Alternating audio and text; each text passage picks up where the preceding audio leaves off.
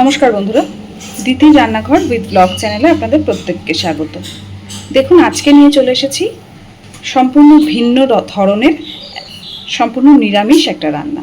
তো আজকের এই রান্নাটা যে কোনো নিরামিষ দিনে কিন্তু ভাত বলুন বা রুটি পরোটার সাথে বলুন খেতে খুব ভালো হয়। তো আজকের এই রান্নাটা আমি কিভাবে করেছি চলুন দেখে নিন। তো দেখুন বন্ধুরা, প্রথমেই এই তরকারিটার জন্য কড়াইতে তেল বসিয়ে দিয়েছি আর তেলটাকে আগে ভালোভাবে একটু গরম করে নেব। তেল সুন্দর গরম হয়ে গেছে। আমি প্রথমেই তেলের মধ্যে ফোড়নে দিয়ে দিচ্ছি একটু 5 ফোড়ন, আর দিচ্ছি একটা তেজপাতা। এবার দিয়ে দিচ্ছি সরু সরু লম্বা লম্বা করে কেটে নেওয়া আলু আর পটল।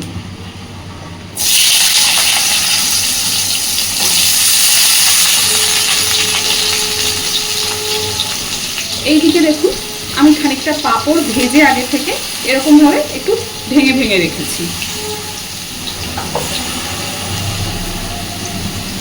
খুব সুন্দরভাবে আলু পটলটাকে এবার একটু ভেজে নেব।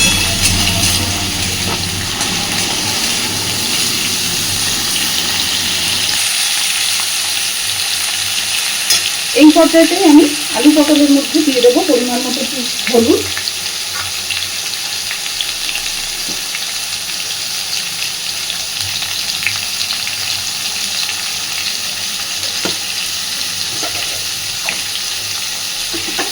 আর দিচ্ছি লবণ। যেহেতু পাঁপড় আছে, পাঁপড় লবণ থাকে, তাই লবণের পরিমাণটা কিন্তু একটু বুঝে ব্যবহার করব।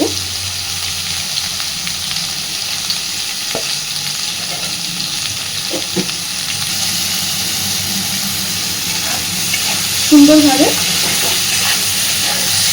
আগে ভেজে নেব।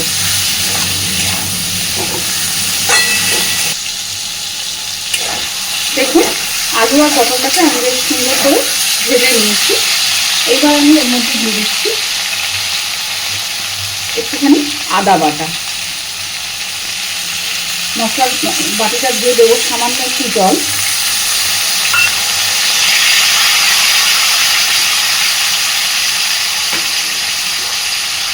একই সাথে দিয়ে দিচ্ছি একটু জিরে গুঁড়ো,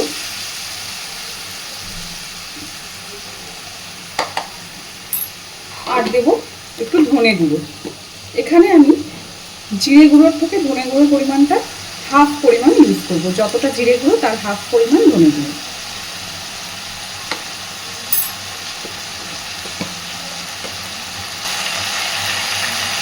দিচ্ছি একটু লঙ্কা গুঁড়ো।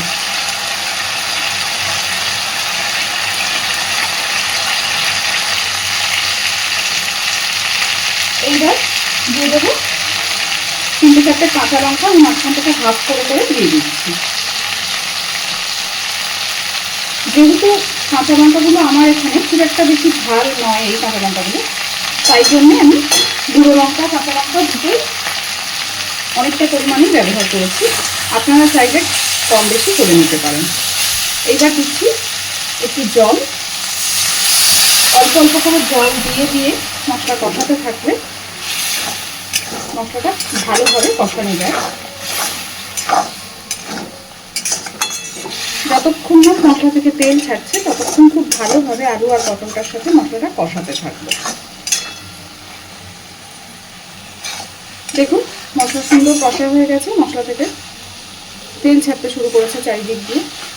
এই পর্যায়ে আমি দিয়ে দিচ্ছি অল্প খানিকটা সয়াবিন মিনি চাংস। আপনারা অনেকেই হয়তো ভাববেন আমি সয়াবিন পাঁপড় দুটোকেই একসাথে এই তরকারিটাতে ব্যবহার করছি কেন, কিন্তু দেখুন এক একটা রান্নার স্বাদ এক এক রকম হয়। তো এইভাবে একবার বাড়িতে অবশ্যই এই তরকারিটা বানিয়ে খেয়ে দেখবেন নিরামিষ দিনে। ডালের সাথে বলুন বা নর্মালি রুটির সাথে, পরোটার সাথে এইরকম নিরামিষ তরকারিটা কিন্তু খেতে খুব ভালো হয়। তো আমি খুব ভালোভাবে এবার সব কিছুতে মিশিয়ে সয়াবিনটাকেও মশলার সাথে আরও মিনিট পাতে কষিয়ে নেব। দেখুন, সয়াবিনটাকে দেওয়ার পরে খুব ভালোভাবে আগে একটু কষিয়ে নেব।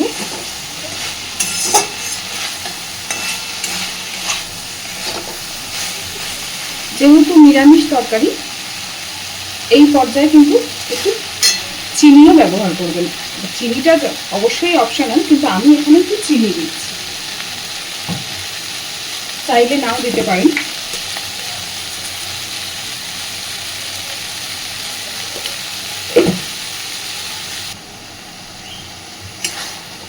খুব সুন্দর করে মশলার সাথে আলু, পটল, সয়াবিন সব কিছু কষিয়ে নেওয়া হয়ে গেছে। এবার দিয়ে দেবো জল। অলরেডি আলুও অনেকটা সিদ্ধ হয়ে গেছে, পটল তো, আলু যখন সিদ্ধ হয়েছে পটল তো এই দেখুন পটলও সিদ্ধ হয়ে গেছে। বাকি যেটুকু বাকি আছে সেই অনুযায়ী দিয়ে দিচ্ছি জল।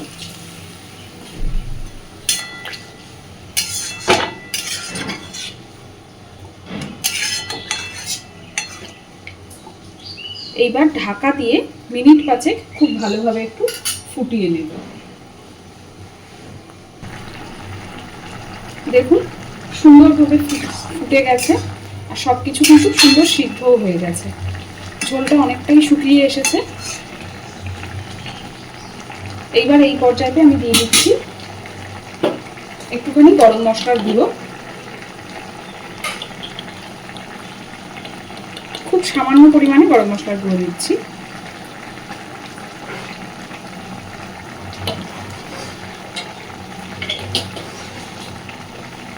দিয়ে ভালোভাবে মিশিয়ে দিচ্ছি। আর আমি লাস্টেও গরম মশলার গুঁড়োটা ব্যবহার করতে পারতাম, কিন্তু ঠিক এই রকম পর্যায়ে গরম মশলাটা ব্যবহার করলে না এই ধরনের রান্নাগুলোতে স্বাদটা বেশি ভালো আসে, মানে বিশেষ করে এই নিরামিষ রান্নাগুলোতে। এইবার ওপর থেকে যে ভেজে রাখা পাঁপড়গুলো, সেই পাঁপড়গুলোকে দিয়ে দিচ্ছি।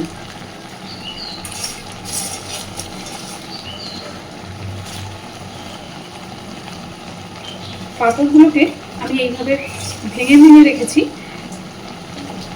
যেহেতু এই তরকারিটাতে খুব বেশি গ্রেভি হবে না আর একটু অন্য রকম হয় এই তরকারিটা খেতে, তাই জন্য এরকম ছোট ছোট করে ভেঙে দিলেই পাঁপড়গুলো খেতে বেশি ভালো হবে।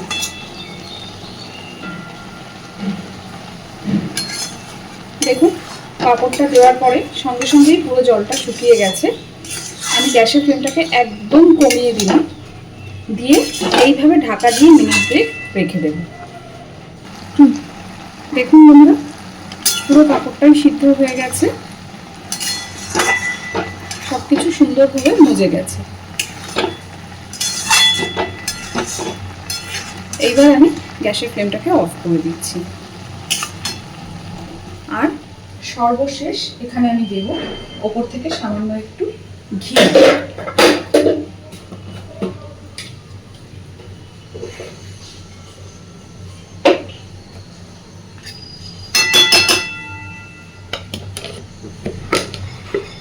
খুব সামান্য পরিমাণে ঘিটা ব্যবহার করব।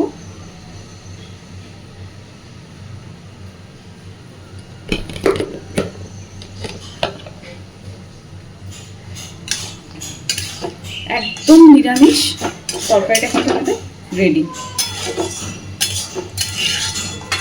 আমি আপনাদের সবাইকেই অনুরোধ করব একবার অবশ্যই বাড়িতে যে কোনো নিরামিষ দিনে এই রান্নাটা বানিয়ে খেয়ে দেখবেন।